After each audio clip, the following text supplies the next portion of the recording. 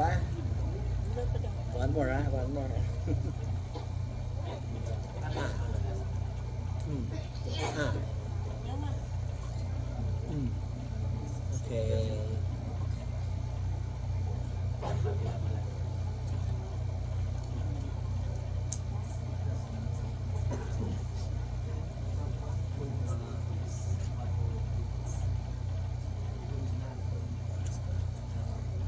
Sorry. Sorry. Ah, check ulit. Check.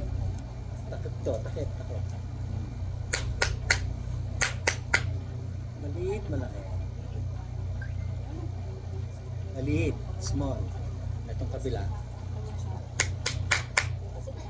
Maliit, malaki. Mas malaki. Sige. Sa pangita kasi wala ito eh. Ay, hindi. Ito yung meron, ito yung wala. So, nagkaroon, ito naman siguro lumakas. Ah! Sabi mo, gayahin niya. Ah! E. E. I. Yung ganyan kasi, pag nakarinig, hindi naman talaga words ang naririnig. Walang distinction. Kumbaga, sounds lang, ingay, pero hindi niya naiintindihan. Pwedeng yung tunog ng sasakyan, pareho lang. Yung salita natin, pareho lang. Yung ihip ng hangin, pareho lang. Yung huni ng ibon, pareho lang.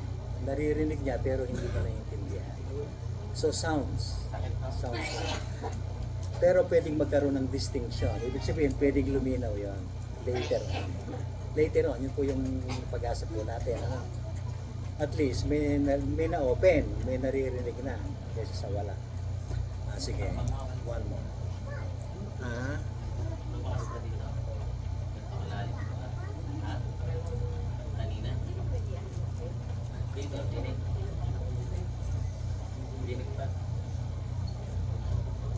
Dito, natidinig pa.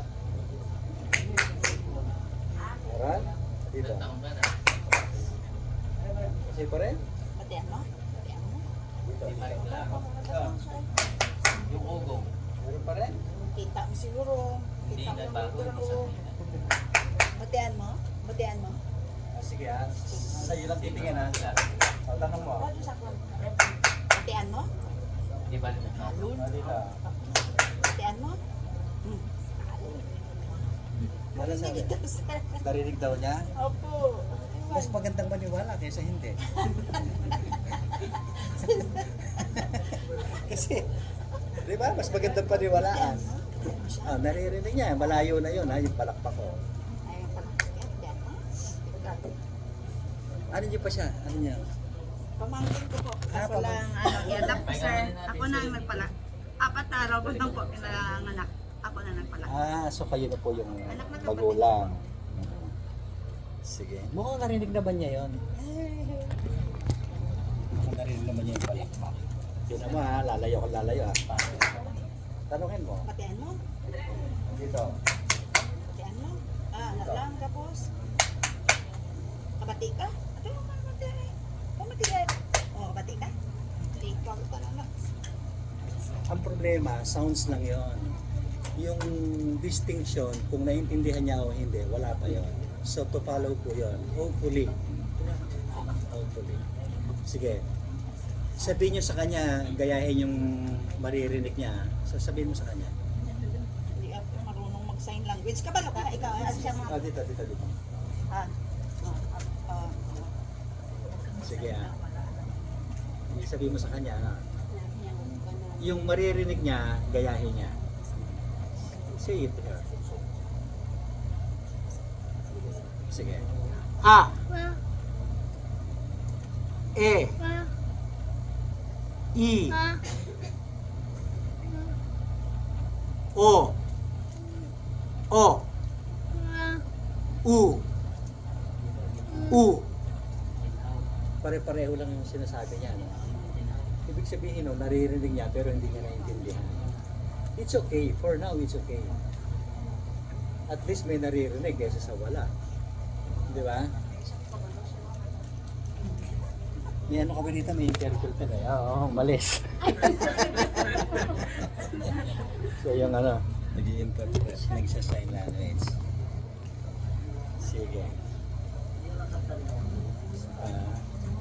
Ah. Hmm. Ah. Hmm.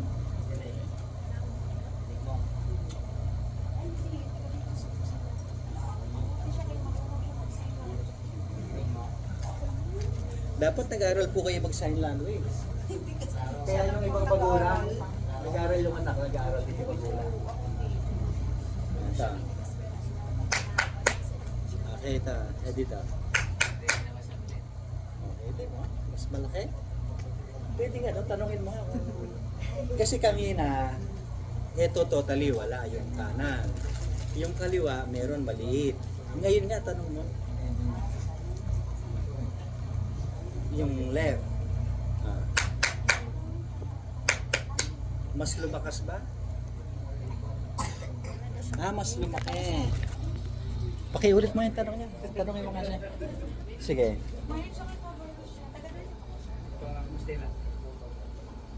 Oh, mas malaki na. So, mas lumakas yung kaliwa. Asan ba si tita? Nay, yung kaliwa niya mas lumaki daw. Eh, yung kanan, tanongin mo nga ulit. Yung kanan. Sapiak na, sapiak. Ate, ali. Ito. Nagkaroon. Balik. Ha? Again, dali kung anak mo siyang taas ba? Palakpakan mo nga, tita. Meron. At least nagkaroon. Na? Yun yung sinasabi ko. Importante ma-open. Yung maliit kasi pwedeng lumaki. Tapos yung distinction po to follow yon. Ngayon hindi niya naintindihan pero later on, hopefully may awa po ang Panginoon. Pwede pong yung naririnig niya, maintindihan na niya.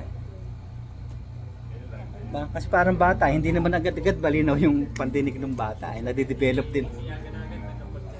Yes. Tsaka yung pandinig nadidevelop din po yun eh. Hindi naman po agad-agad eh. Ang tao habang lumalaki, yung mga organs natin, yung mga senses, unti-unti ding nadidevelop. Ganun po yun. Okay? Masakit? Masakit? Sige.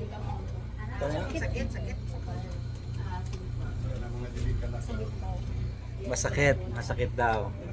Ganito yan. Sorry. Tapos. Yan ganun, thank you. Sige. Pahinga muna kayo. Yan muna. Sige. Kausapin niyo muna kung talagang nagbago. Mag-usap muna kayo diyan. Taga ano ba sila? Taga Cotabato rin? Hindi po. Kamusta lang? Kayo magkasama kayo? Iba po. Nakita lang kayo dito. Sige, mag-usap muna sila kung magkakarinigan sila. Kung magkakaintindihan. Okay, sige. So, yung left, mahina. Yung kanan, wala. Yung left lumakas, yung kanan nagkaroon. Salamat sa Diyos.